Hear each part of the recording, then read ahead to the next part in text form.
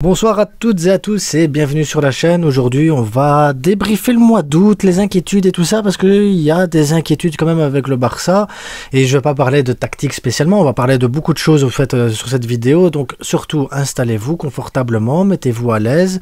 J'espère que vous allez bien, que vous vous portez bien, qu'après la victoire 4-3 vous vous dites ouais c'est bien, moi le Barça c'est bon, ils sont lancés tout ça, ou alors il y a comme moi des gens qui se disent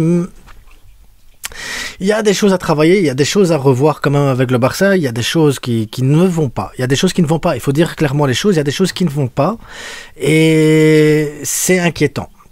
Il y a des choses inquiétantes et donc j'aimerais qu'on en parle là maintenant ensemble. Donc n'hésitez pas en commentaire pendant la vidéo ou après la vidéo à me mettre aussi si vous trouvez que j'exagère sur les points, si vous de votre côté vous trouvez que je suis encore trop cool avec certaines choses ou que vous dites non le Barça c'est très bien comme ça, moi ça me convient, il n'y a pas de souci, c'est magnifique, c'est la vie, elle est belle la vie, elle est rose. Donc abonnez-vous, likez, partagez, surtout n'oubliez pas, c'est hyper important, et likez, comme ça les gens ils voient la vidéo, les gens ils partagent. Et comme ça YouTube il montre de plus souvent ma vidéo et comme ça peut-être que j'ai de plus en plus d'abonnés et là après bim je deviens millionnaire et ça c'est grâce à vous. Non je déconne. Allez likez, partagez, abonnez-vous et on va parler du Barça les gars, du Barça.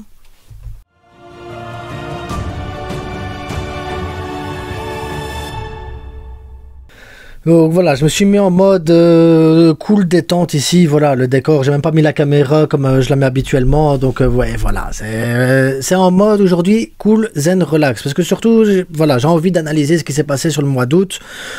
Et pas uniquement le match de Villarreal, parce que Villarreal au final c'est les conséquences de tout ce qui s'est mal géré sur le mois d'août. Et quand je dis mal géré, c'est les matchs de préparation qui ont été mal gérés, c'est la pression qu'on met sur les joueurs, c'est toutes ces blessures, et on en arrive à ce match de Villarreal en fait. Et c'est ça en fait, c'est toute l'accumulation, les blessures, la mauvaise gestion du temps, les joueurs qui sont pas encore bien remis, les joueurs qui sont pas en confiance, et tu arrives à cette conséquence du match du Villarreal où tu te prends 3 buts, où tu n'as aucune maîtrise du ballon réellement, où Villarreal joue mieux que toi pendant 60 minutes, où tu te dis mais vers quoi le Barça y va, et comment tu te retrouves avec un Marcos Alonso à gauche, comment tu te retrouves avec un Sergi Roberto à droite, comment tu te fais pour avoir un Christensen qui sort à la mi-temps parce qu'il est fatigué alors que la saison elle fait que commencer les gars, la saison ne fait que commencer, Christensen est fatigué, t'as une défense, voilà, Garcia, Koundé, Garcia a fait un beau boulot, hein, je vais pas commencer à critiquer Garcia, mais de base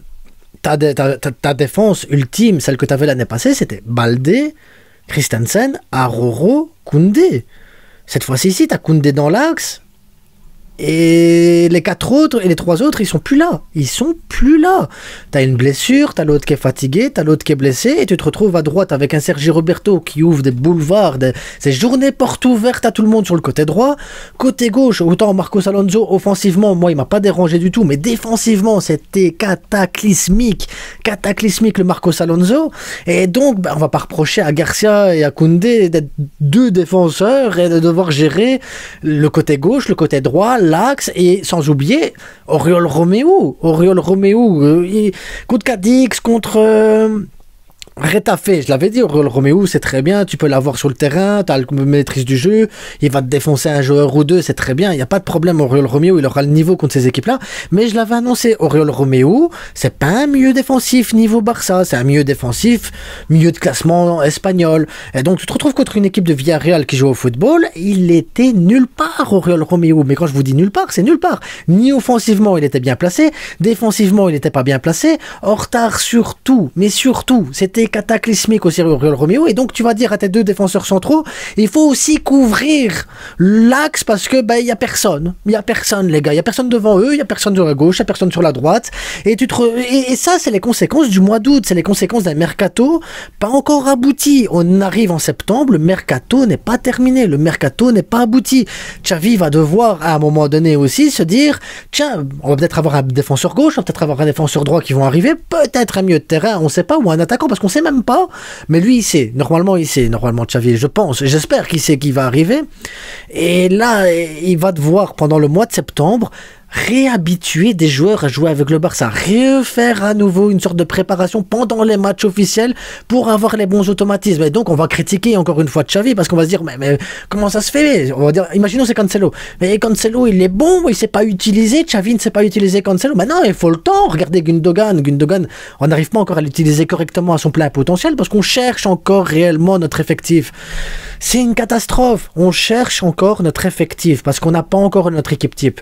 Pourquoi? Parce que Aroro blessé, parce que Christensen fatigué, parce que Baldé blessé, parce que t'as personne à droite, parce que dans l'axe, Pedri, il est déjà blessé. Après Pedri, t'as qui dans l'axe? Tu dois jouer avec 4 milieux, parce que il faut jouer avec 4 milieux pour avoir la maîtrise du ballon. Tu te dis, si tu joues avec 4 milieux, que t'as la maîtrise du ballon, ça va peut-être empêcher les adversaires d'attaquer. Si ça empêche les adversaires d'attaquer, ça va couvrir le côté droit, le fait que Sergi Roberto il est nul et que Marcos Alonso il est nul aussi.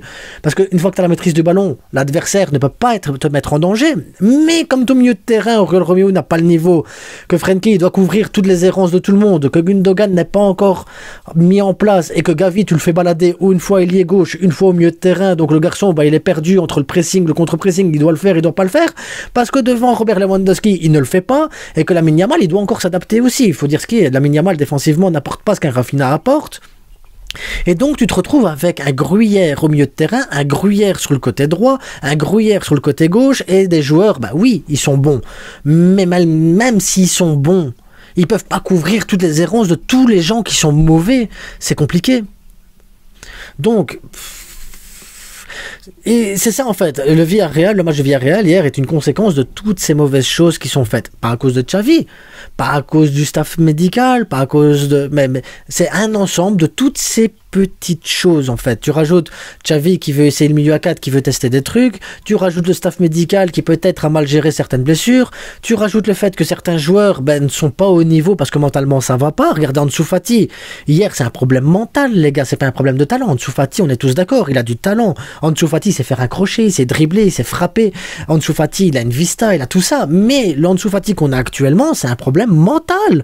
Mentalement le gars il est pas prêt, il est pas au niveau et ça c'est pas Xavi, c'est pas le staff, c'est lui qui doit travailler sur son problème comme un grand, comme Ferran Torres l'a fait. Ferran Torres l'année passée c'était un problème mental, je l'ai toujours dit à Ferran Torres, c'est un problème mental parce que le placement il est bon, il arrive à lire mais il n'arrive pas à finir. Cette fois-ci maintenant il arrive à finir. Imaginez-vous un Ferran Torres maintenant qui arrive à finir, ça va être un Ferran Torres monstrueux, je vous le dis, je vous l'annonce et je l'ai annoncé il y a 2 mois. Ferran Torres c'est un nouveau Ferran qu'on va avoir, mais ici maintenant c'est autour d'Ansu Fati, il a un problème mental le garçon.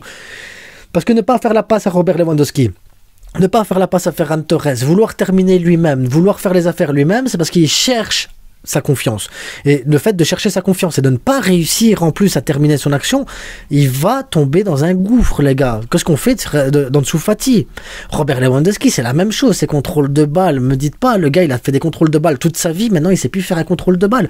C'est un problème mental aussi. Qu'est-ce qui va pas de son côté pour avoir un problème mental? Est-ce que dans sa tête à lui, il se dit, est-ce que j'irai pas aussi en Arabie Saoudite? Est-ce que je rate pas quelque chose à faire ça?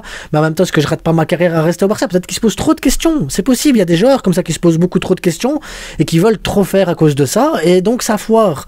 Hier il te met une tapine, tant mieux, il faut maintenant qu'ils se mettent en confiance et qu'ils se disent tu sais quoi, moi j'ai pris plaisir à mettre ce but là, est-ce que je laisserai pas les autres faire le boulot et moi maintenant mettre des petites tapines et être décisif au moment où il faut être décisif, parce que c'est ça Robert Lewandowski, on attend juste de lui de mettre des buts, on attend pas de lui de la création, de créer du jeu ou de créer des trucs. Personne lui demande ça. Enfin, moi, du moins, je lui demanderai jamais ça. Et je pense que Xavi lui demande pas ça non plus. On voit bien Xavi comment il s'énerve sur le terrain. Donc, non, il y a des choses qui moi, m'agacent un peu avec le Barça. Et je me dis, maintenant, on va arriver, période tirage au sort Ligue des Champions. Est-ce que cette période Ligue des Champions, on va arriver avec une équipe au niveau? Est-ce que Inigo Martinez va revenir? Est-ce qu'il aura joué quelques minutes avec le Barça? Est-ce qu'Aroro, sa blessure, va pas s'aggraver avec le temps? Est-ce que Pedri va revenir parce que Pedri manque? Moi, je suis content d'avoir vu Fermin Lopez hier parce que voilà, il montre que lui aussi peut apporter quelque chose au club. Mais Ansu Fati, le manque de confiance. Robert Lewandowski, le manque de confiance. Rafinha en concurrence avec Lamine Yamal, est-ce que ça va pousser Rafinha à essayer de prendre plus de risques aussi pour garder sa place? Parce que c'est une bonne chose. Lamine Yamal, c'est une éclosion miraculeuse. Il faut dire ce qui est. Le gars, il a 16 ans, il te sort des prestations. Heureusement qu'il y a lui aussi offensivement, mais Il y a un problème, les gars. On a un problème au Barça. Personne à gauche, personne à droite, trop de blessés dans l'axe. Le milieu de terrain, tu joues avec 4 milieux, donc tu te retrouves quand même avec aucun remplaçant au milieu de terrain. Oriol Romeo n'a pas le niveau pour jouer les grosses équipes. Un Frenkie de Jong, heureusement, en mode masterclass actuellement. Un Koundé en mode masterclass actuellement. Un Ferran Torres qui nous sauve à chaque fois des matchs. Donc franchement, merci à Ferran Torres actuellement d'être à ce niveau-là parce qu'il nous fait un bien fou. Mais là où l'année passée, on marchait sur le championnat en début de championnat et que ça faisait peur aux équipes et que derrière, on avait foiré la Ligue des Champions, mais on marchait sur le championnat facilement. Ici, on galère, les gars. On galère. Bloc bas, on galère. Bloc mi-bas, on galère. Contre des tueurs, on galère. Et on galère même contre des équipes qui jouent au football. Parce que hier, on gagne 4-3, mais on aurait pu perdre le match, les gars. On aurait pu perdre ce match. Il n'y a rien qui annonçait qu'on allait gagner ce match. Villarreal, comme je l'ai dit, 60 minutes, on proposait pendant 60 minutes un meilleur football que le Barça. Villarreal propose du meilleur foot que le Barça. Regardez leur but, leur deuxième ou troisième but, je sais plus, où ils commencent à jouer à passe. C'est affolant. Le Barça ne sait pas faire ça. Et il n'y a pas eu que cette action-là. Hein. Il y a eu des passes au-dessus de la défense. Il y a eu des jeux. Ils ont joué dans le milieu de terrain. Ils ont baladé nos 4 milieux de terrain. Ils se sont fait balader totalement par le milieu de terrain de Villarreal. On était tout le temps en sous-nombre. Tout le temps. Que ce soit offensivement, défensivement, au milieu de terrain. Et ça, c'est les conséquences, je vous le dis, des petites choses qui se passent depuis le match de préparation. Et que j'annonce et que je dis, ça va pas, il faut travailler certaines choses. Mais pas que Xavi, hein. Xavi doit travailler certains trucs, il essaye certaines choses, et je le reproche pas d'essayer des choses, parce que tu dois essayer des choses, mais maintenant, le mercato, Xavi l'avait annoncé, je veux un mercato terminé avant les matchs de préparation pour pouvoir faire avec mon équipe, et avec ce fair play financier, avec les joueurs qui partent pas, avec du Langlais qui est encore là, avec Dest qui a mis 3 plombes pour quitter le Barça, avec des joueurs qui pensent qu'ils peuvent s'imposer au Barça alors qu'on veut les voir partir, tu te retrouves avec un mercato qui va se terminer à la dernière seconde du mercato, et tu vas encore devoir incorporer ces joueurs-là. Donc moi j'en voudrais pas à Xavi s'il n'arrive pas à utiliser Cancelo, ou si c'est Félix qui arrive, qu'il n'arrive pas à utiliser Félix tout de suite, parce qu'il va devoir tester ces joueurs-là, il va devoir essayer, et ça va pas être facile, les gars, ça va pas être facile. Ce début de championnat, il est poussif. Il est très très poussif. On est à 2 doigts hier d'être à 5 points du Real Madrid. Enfin, un Real Madrid qui joue quand même 109, un Real Madrid qui marque des buts grâce à un Bellingham. Donc eux, ils marchent sur l'eau grâce à un joueur, et nous, on marche sur l'eau grâce à Ferran Torres, à Koundé, à Ter Stegen qui sort des arrêts monstrueux, et à Frenkie de Jong. C'est 4 joueurs qui tiennent le Barça. Ah ouais, j'oublie, Lamine Yamal. J'essaye de pas compter sur Lamine Yamal, parce que le gamin, il a 16 ans, il pourra rater des matchs à un moment donné, mais ce gamin de 16 ans, heureusement qu'il est là. Heureusement. Et c'est triste de se dire, heureusement qu'on a un gamin de 16 ans pour sauver les matchs du Barça. Heureusement qu'on a un gars comme Ferran Torres qui vient mettre des buts. Bref, tout ça pour dire que je suis inquiet pour le Barça. J'espère que la fin de mercato va se passer correctement. J'espère qu'on va avoir les changements qu'on doit avoir, et j'espère qu'on va avoir les joueurs qu'il faut au Barça, parce qu'on a besoin de joueurs. J'espère que Robert Lewandowski va retrouver sa confiance, parce qu'un Robert Lewandowski qui retrouve sa confiance, c'est 1000 fois plus fort qu'un Ferran Torres. J'en suis conscient, les gars, hein. J'abuse avec Ferran beaucoup, peut-être pour beaucoup de gens, mais je suis conscient qu'un Robert Lewandowski au top de sa forme, c'est titulaire 600 fois devant Ferran Torres. Un Rafinha qui fait des dribbles et qui percute et tout ça, c'est devant un Lamine Yamal. C'est normal. Le gars, il a plus d'expérience. Lamine Yamal, il a que 16 ans. Il faut pas le cramer non plus. Mais côté gauche, t'as personne. Est-ce qu'on va chercher Félix pour essayer de mettre en concurrence Abdé et Fati? Mais si on fait ça, lequel des deux va partir? Parce qu'il y a forcément un Abdé ou Fati qui va partir. À gauche, si Baldé se blesse, est-ce qu'on vraiment va se taper Marcos Alonso, qui devrait peut-être partir à Manchester United? Mais s'il part là, qui on a derrière?